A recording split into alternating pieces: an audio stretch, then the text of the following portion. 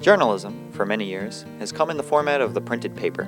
Although in recent years, through advancements in technology, it has had to adapt to the internet and social media. To help me with these and many other topics of discussion are Jerry Rowe, former columnist at the News and Record. He is now the senior writer at High Point University. Maisa Mitchell, senior at High Point University and an aspiring columnist. Brian Clary, editor-in-chief at Triad City Beat. And Alan Johnson, editor at the Greensboro News and Record. What I first want to talk about is the importance of print journalism and why you think we should have it in the 21st century today. Anybody can jump in. I can talk about this for a little bit. I mean, pretty much every news story that you see, whether it's on television or the New York Times, all of these stories start with somebody out there with a notebook in their hands asking a bunch of questions. And it's generally fallen on the print press because of our medium. We have more space to go into detail and all that. And I think that it's a more enterprising kind of journalism. Because most of these stories that you hear about originate in the print media. Do you think we're maybe sort of at a turning point in where we're coming with the internet and social media and things like that? Well, I think it's a turning point in the sense that it's turned the way that we make money and the way that we provide the resources to do the reporting. It's turned that upside down. And so we've had to adjust, and we've had to not only use that model as a way to get information to people, but we've had to try to figure out how to sustain the revenue flow to have the reporters and the editors to gather the information. I think it's really funny. I teach part-time in North Carolina A&T, and I've taught at some other colleges and universities around here, and students tell me, oh, well, I get my information from the internet, but you know, as Brian mentioned, that information just doesn't magically appear. It has to come from somewhere, and the majority of it comes from traditional news organizations. So even as more of the information migrates to the internet, a lot of it still starts in the printed paper, or it breaks those day-to-day stories in the daily paper that get the community conversations going. So that's the dilemma. We make money off of the internet. Well, we don't make nearly as much money off the internet as we still make off the printed product. So that's where our revenue still comes from, the lion's share. I always see, like, you look at the circulation of any newspaper, of any place, any city, any town, circulation is like this. And then the digital revenue is like this, and it's not catching up. And that's where the problem is, and people need to remember that newspapers is a for-profit business. We got to make money, folks. But that's what the hard thing is about it is, because it's hard to monetize what you put online because people don't pay for it. We talked about it. People don't want to pay for it. Exactly. They're being trained not to pay for it. We've let the cow out of the barn, all those other cliches, and it's damn frustrating. It is damn frustrating because what's going to happen is newspapers are the grease the wheels of democracy. And if you don't have newspapers telling us what's happening in your backyard, where else are you going to get it from? You're not going to get it from TV. You're not going to get it from you'll get it from blogs, but it's come from an editorial bent. You got to look at it because that is the font of information. And when you lose it, where else are you going to get it? There's this Ohio newspaper a couple weeks ago. What they did is they did a whole blank page, and it said, this is what happens when newspapers go away. Nothing. You talked about that greasing the wheels of democracy, and I think there's a certain credibility that comes with the paper that people kind of need to rely on. They need that kind of backbone. And I think you may be losing that a little bit when it comes to social media and things like layoffs at papers, where you're kind of losing people to back you up on things like that. Is that where we're headed?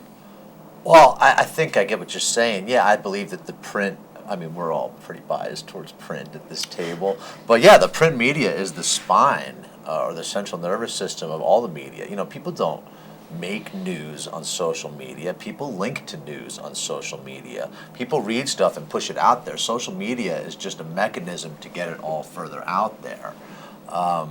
You know, what the problem we're having is, particularly at daily papers like the News and Record, is that we don't have as many bodies as we used to on the beats. And especially in an era when like things like campaign finance, which are the nuts and bolts of political reporting, you know, just as you know, these campaign finance reports start to exponentially multiply from increased corporate contributions, we've got fewer and fewer people sifting through these piles, and that's the essence of journalism, right? Certainly for print, is digesting that raw data, and it becomes harder and harder for something like the News and Record to cover everything, whereas a daily newspaper was encyclopedic to the community it covered. And with fewer and fewer bodies in there, it becomes harder to do. Well, this is something I live every day, and Yeah. I'll just jump in here and say that we're expected to do more with fewer people, because not only do you have to feed the print beast, but you have to feed the digital beast. And so the news cycle never ends. And so we're constantly breaking stories online, we're constantly aggregating from other sources. We're constantly trying to put up video and audio. Jerry, when he was at the News and Record, taught me the little I know about video and audio. And we're expected to do it. We're expected to blog. We're expected to tweet. We're expected also to look at other blogs and also keep abreast of what else is going on in the internet. And and we're held to the standard that nobody else is held to.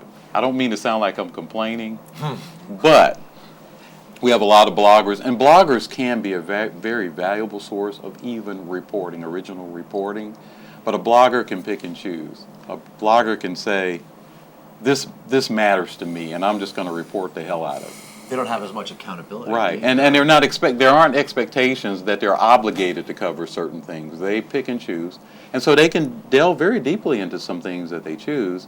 But we're obligated, we are expected to do those kinds of things and to cover the daily events in the community, to be the media source of record.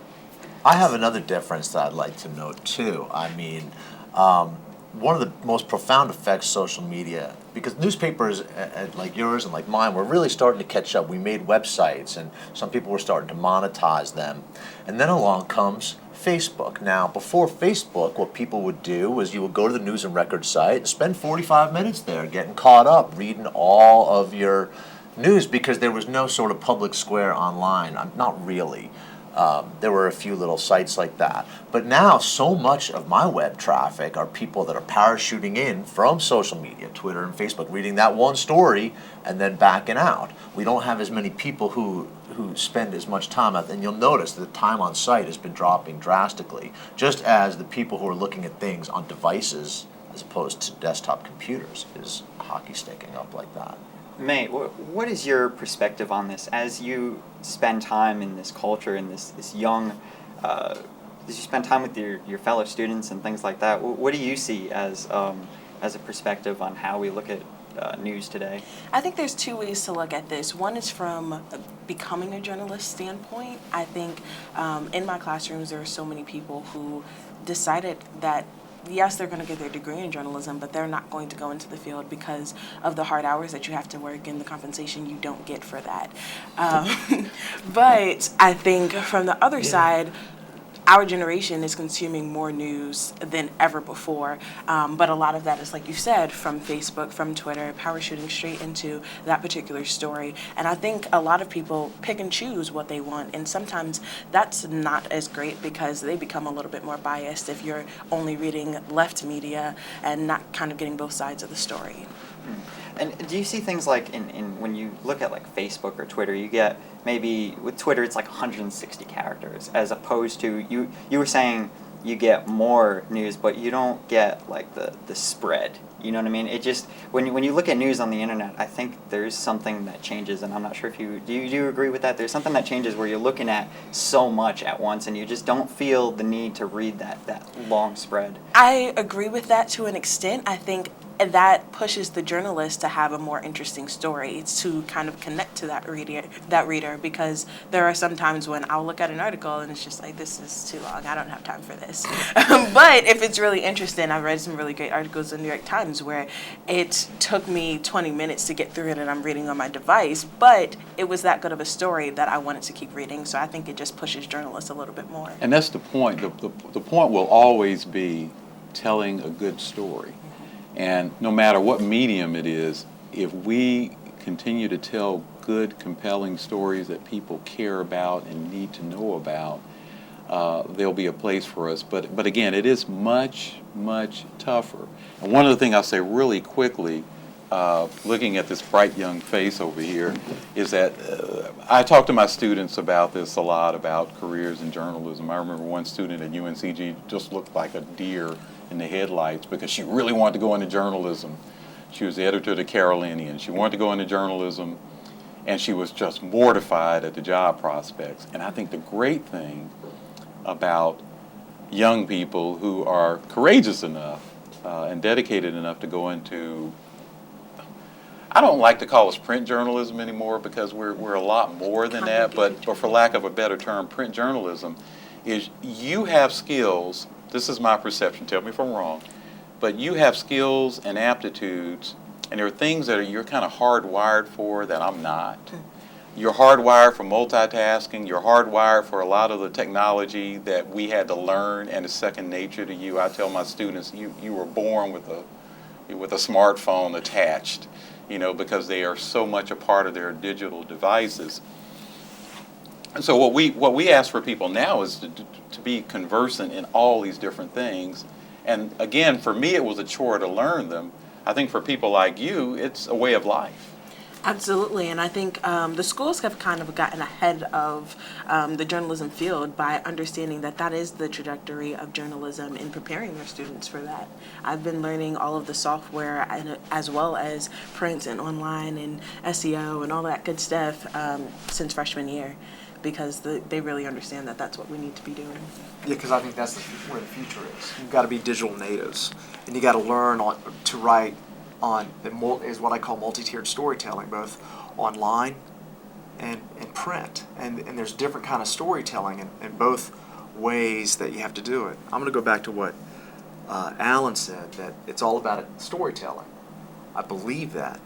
But the way society has gone is people don't have time anymore.